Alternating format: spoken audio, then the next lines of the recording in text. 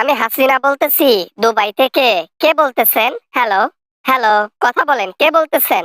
নেটওয়ার্কের সমস্যা নাকি? হ্যালো, আমি গোবিন্দ পোরামানিক বলতেছি বাংলাদেশ থেকে। অ্যাডভোকেট গোবিন্দ পোরামানিক চিনছেন মনে হয়। চেনারই কথা। আপনাকে বাজ দেবার জন্য যা বলা লাগে আজকে বলবো, বুঝছেন? কেন কেন আমি আবার কি করলাম? আমি তো বিদেশের মাটিতে আছি। আমি তো কোনো ষড়যন্ত্রে লিপ্ত নাই। আমি তো কোনো কিছু করি নাই। আমি তো হিন্দু আর মুসলমানদের মধ্যে কোনো লাগালাগি করি নাই। তাহলে আমাকে কেন আজকে কথা শোনাবেন? ষড়যন্ত্রের মধ্যে আর খুন খারাপি, মাস্তানি, রাহাজানি, চাঁদাবাজির মধ্যে সর্বশ্রেষ্ঠ হচ্ছে আওয়ামী লীগ। ঠিক আছে?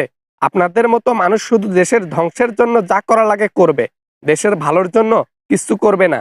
দেশে আসেন। না মানে আর কি, দেশে যাব না। দেশে গেলে পিছনে বাস দেবে জনগণ, তাই দেশে যাব না। যখন পাওয়ার হাসিল করব তখন অটোমেটিক দেশে যাব।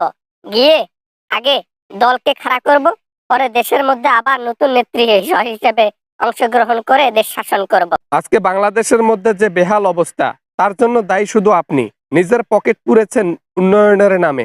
উন্নয়ন যত বেশি করেছেন তত বেশি চুরি করেছেন।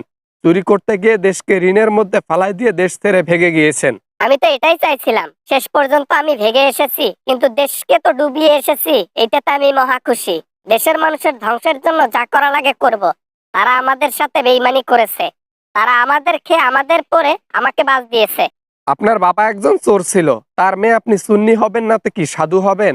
যে ভালো কাজ করে সে সম্মান পায়, যে খারাপ কাজ করে সে অসম্মানী হয়। ঠিক আছে? আপনি তার ব্যতিক্রম নয়।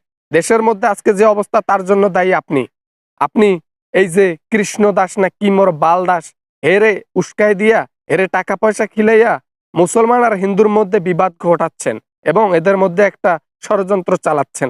দরকার পড়লে আরো ষড়যন্ত্র করব। তারপরও আমি দেশের মধ্যে মানুষকে শান্তিতে বসবাস থাকতে দেব না। ঠিক আছে? আমাকে ভাগাই দিছে না পিছনে লাঠি দিয়ে, আমিও তাদেরকে শান্তিতে কিভাবে থাকে সেটাই দেখব।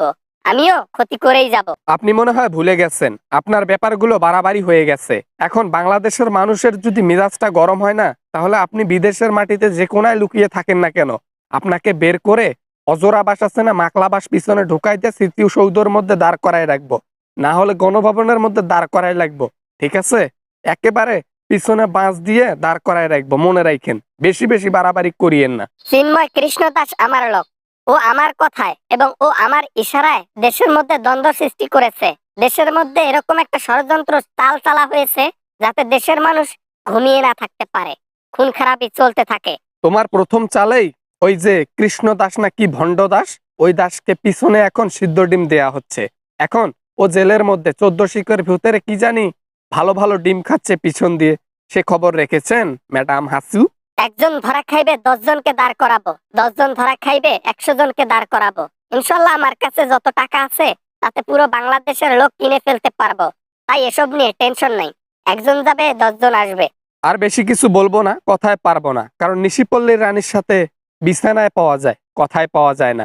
শেষ কথা একবার বলি, আপনি যদি এক বাপ এবং এক মায়ের সন্তান হন, বাংলাদেশে এসে ষড়যন্ত্র করেন, দেখবো কত সাহস।